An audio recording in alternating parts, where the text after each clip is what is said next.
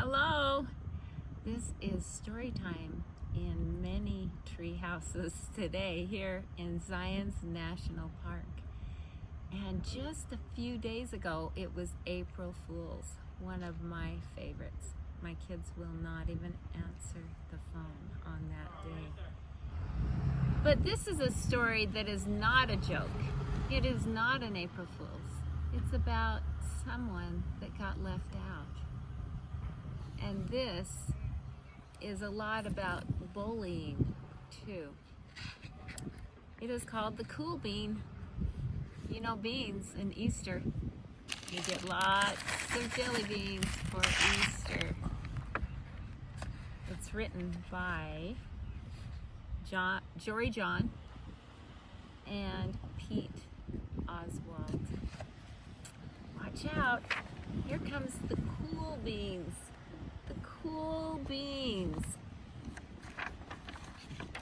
Oh yeah. Check out how they move and they swagger. And notice the sunglasses. Meow. The cool beans are known all over the school, from house to house, across town, beyond county lines. They were always together. They were all in one big pod. They were a mixed bag, but it worked out. That was the good old days. And then something happened. That's just how it is sometimes. You spend less and less time together, even though you're not totally sure why. I watched as the beans I knew so well became the cool beans. Oh, they were so cool. One of them could play the guitar, the other could draw superheroes, and the other could jump higher than any other bean I had ever known. Me? Well, I mostly stayed the same. I made some small changes. I tried to wear sunglasses, tried to slick my hair back, and strut around and swagger. Let's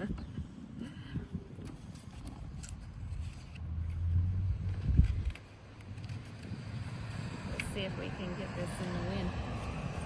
I still got picked last for every game, and my clothes never seemed to fit.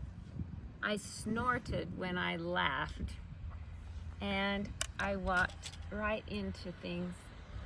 I was an uncool bean, for sure. I started thinking of myself as a common bean with no really special things about me. I couldn't compete. I couldn't, so I didn't even try. I'd never be a cool bean. It seemed there were two types of beans in the world. There were cool beans, and there were beans just like me.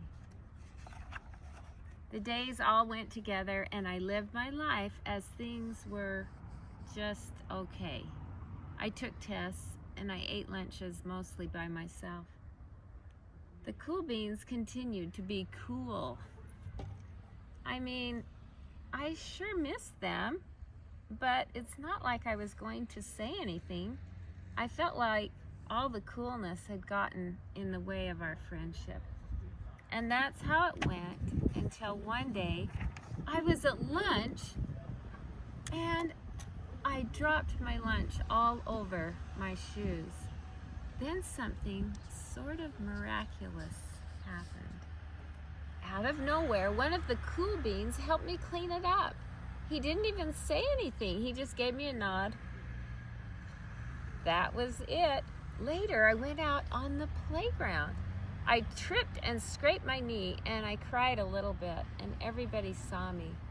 And another cool bean came, and without a word, he dusted me off and helped me back up.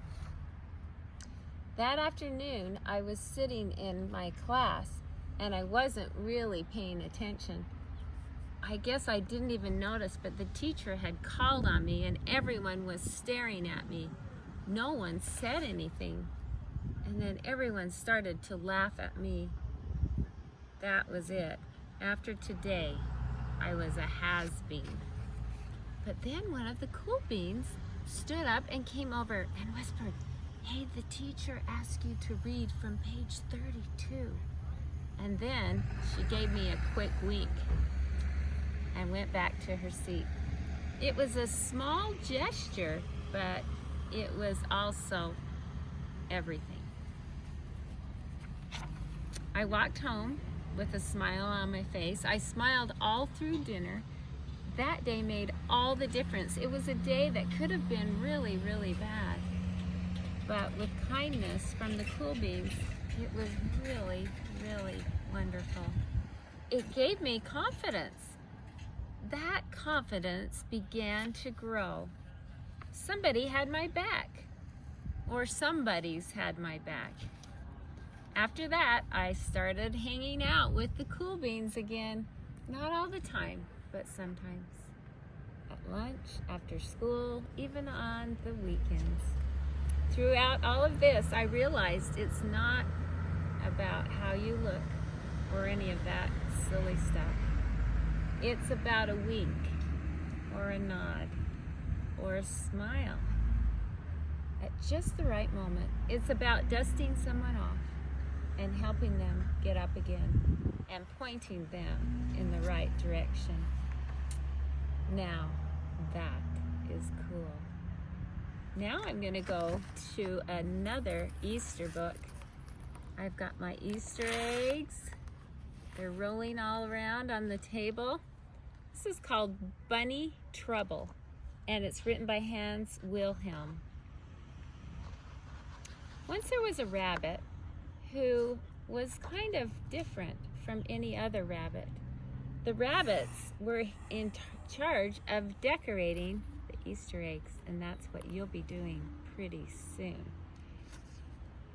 They were going to deliver them to everyone. Everyone worked all year long to paint all of the eggs. Everyone except Ralph. He cared for only one thing in the world. It was soccer. I bet most of you are playing soccer. It worried his mother. It worried his father. It worried the other rabbits that lived in the colony. It worried the teachers in school, where all the young rabbits went to learn egg decorating.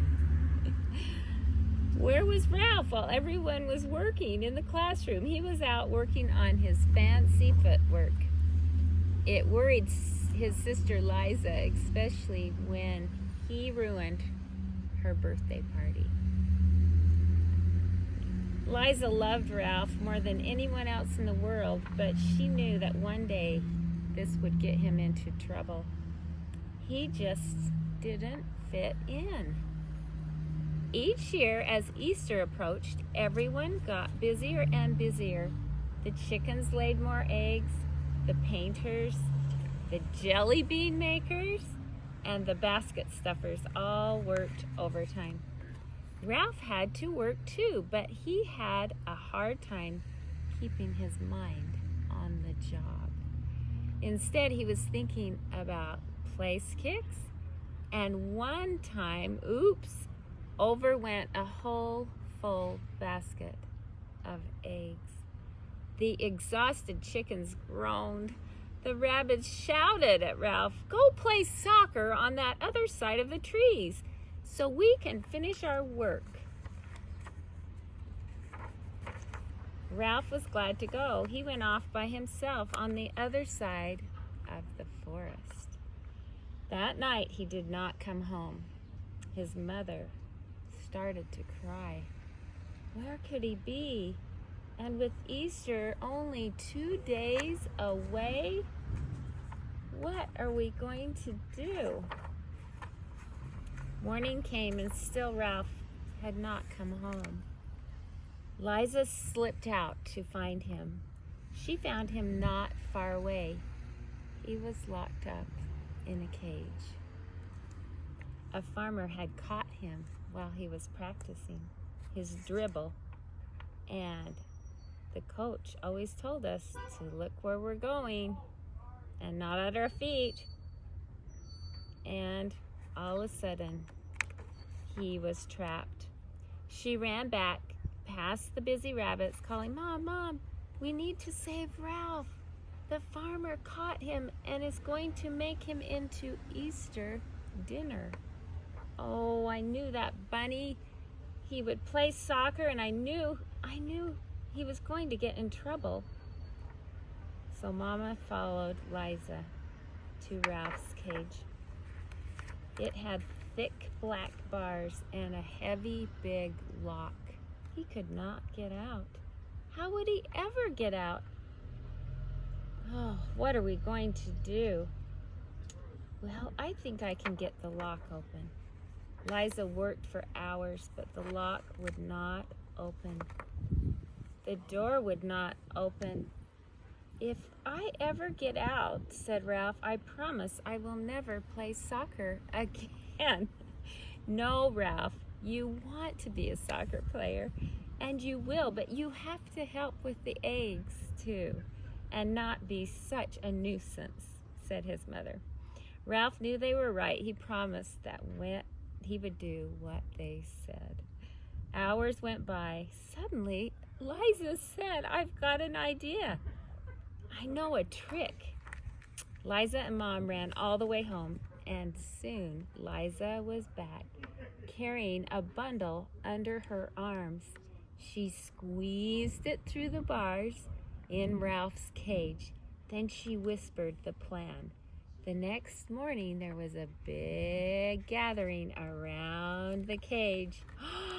Inside was a basket of the most beautiful Easter eggs. There were polka dots and purple and pinks and rainbows, and the farmer's children gathered around. "He must be the Easter bunny." "Oh, how else could he have gotten those eggs? We must let him go, or there won't be Easter for us."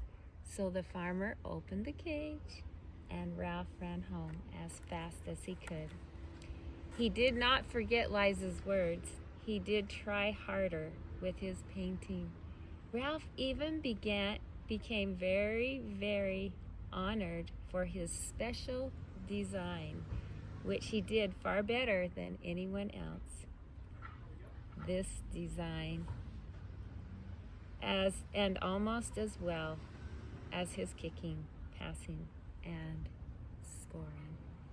Now you start preparing, because Easter is just around the corner.